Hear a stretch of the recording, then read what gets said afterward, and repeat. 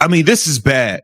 This is really, really bad. You have WNBA owners and executives coming out and saying that they believe that Kathy Engelbert should be fired and removed as commissioner of the WNBA. And it's an interesting one because it seems like the WNBA owners hate Kathy Engelbert as much as the players do and as much as the fans do. It genuinely seems like there's not one person in the WNBA ecosystem.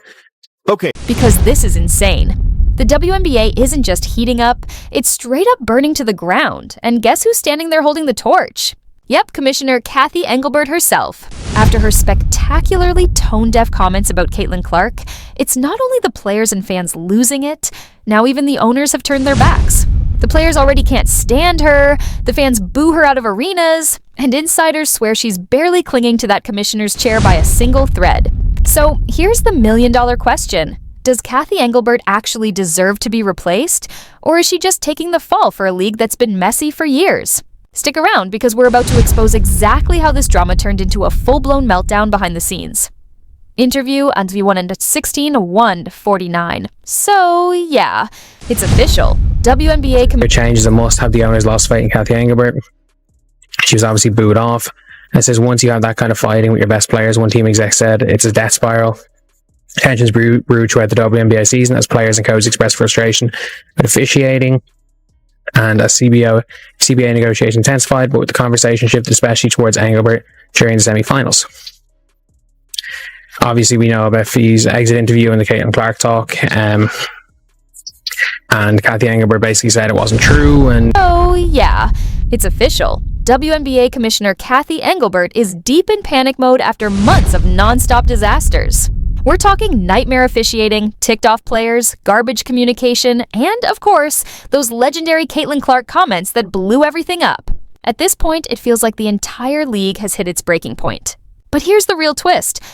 It's not just the players dragging her anymore. The owners have officially joined the rebellion.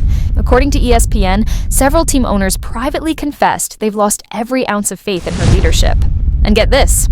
One owner straight up said, "If I had to vote, I'd probably ask for a replacement." Ouch. That's brutal, especially when your own bosses are ready to show you the door.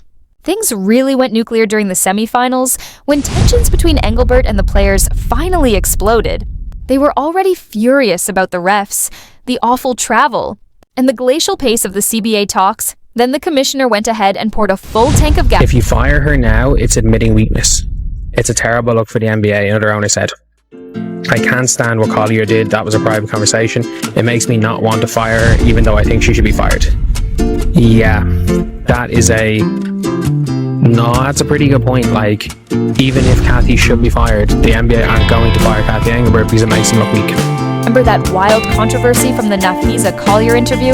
Yeah, she straight up claimed Kathy Engelbert brushed off Caitlin Clark's legit safety concerns, basically saying all those viral feud stories were fake. And you can guess how that went down. Absolutely terrible. Fans were already convinced Caitlin was being targeted all season, on and off the court. So when Engelbert called it not true, people lost it. The fans called her out for being tone-deaf and flat-out dishonest, while the owners saw the whole thing as a PR disaster on steroids. One executive even spilled the truth, saying, once you start fighting with your biggest stars, it's a death spiral. And guess what? That's exactly where the WNBA is right now, spinning faster and faster into total chaos. Clear that the players do not trust Kathy Engelbert, and it's actually been clear for a while. And I can tell you that I have had private conversations with players, and both former and present, and many of them have expressed the exact same thing that Nafisa Collier said. And if you notice across social media, from Angel Reese to all different players, they were all doing this. The players and the owners and league leadership are at odds because they feel like so far these CBA negotiations have very much reflected that mentality. I'm pretty sure a deal is not going to get done. Not if Kathy Engelbert is the one leading these negotiations. A deal is absolutely not going to get done because the players have no respect for her.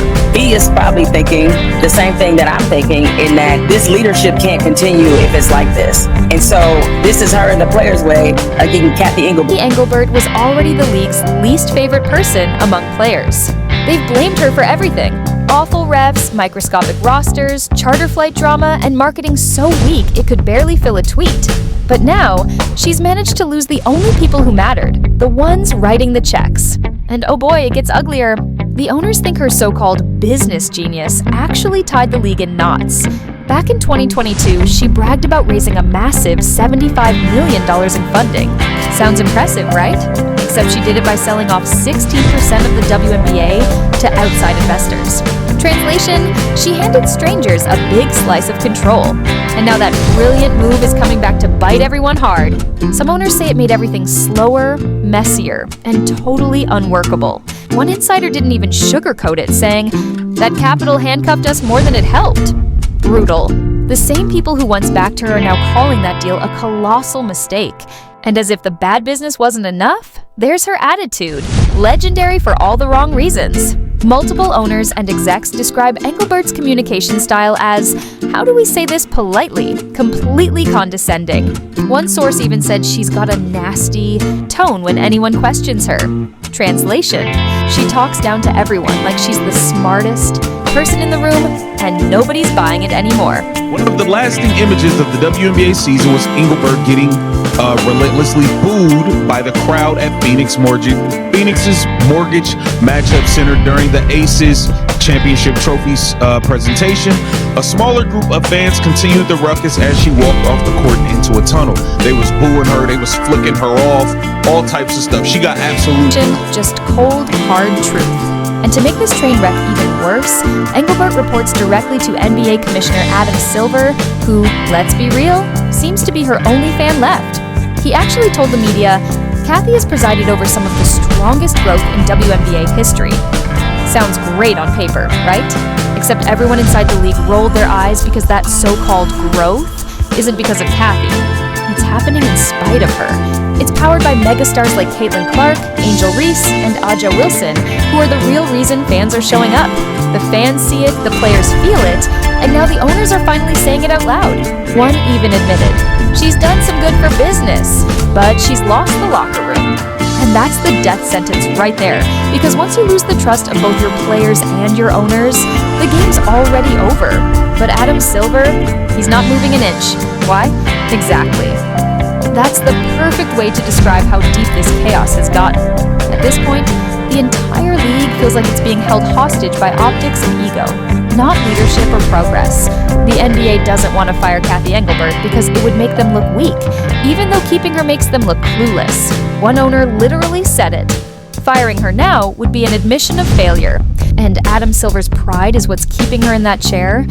Meanwhile, Kathy's out there telling the press, "I've never been a quitter," which sounds bold until you realize she's saying it to a league that's begging her to quit. And now, the CBA negotiations are basically a dumpster fire. The current deal expires this month, and insiders are saying there's a 0% chance they'll finish before Halloween. The players don't trust Kathy to negotiate fairly, and the owners don't trust her to lead without causing another PR disaster. That's how bad it's gotten. The issues on the table, player safety, travel, revenue sharing, salaries, are all serious, but the two sides are miles apart.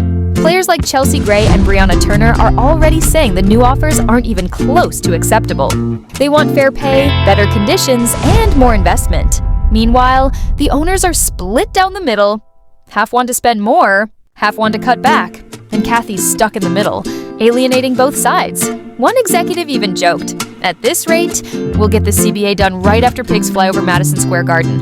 That line sums it all up perfectly. No one trusts anyone, and everyone blames Kathy Engelbert. Would you like me to continue this into the next part, the fallout, or what happens if the CBA fails? Alright, buckle up, because this part right here is where the whole WNBA saga goes from bad to downright embarrassing. Even the referee fiasco, which has been haunting the league all season, is now sitting squarely on Kathy Engelbert's already overloaded list of failures. Fans and players have been screaming about it for months. Missed calls, random technicals, straight up bias. It's been a circus. And the league's response? A policy that only evaluates overall performance. Translation, nobody gets punished, ever. And guess who signed off on that genius system? Yeah, Kathy Engelbert herself. So when the same ref, Cruz, who blew one game, reappeared in the playoffs 2 nights later, fans didn't hesitate. They blamed Kathy. Hard. The wild part? The WNBA keeps pretending all this chaos is totally normal, while insiders are quietly saying the league is crumbling behind the scenes.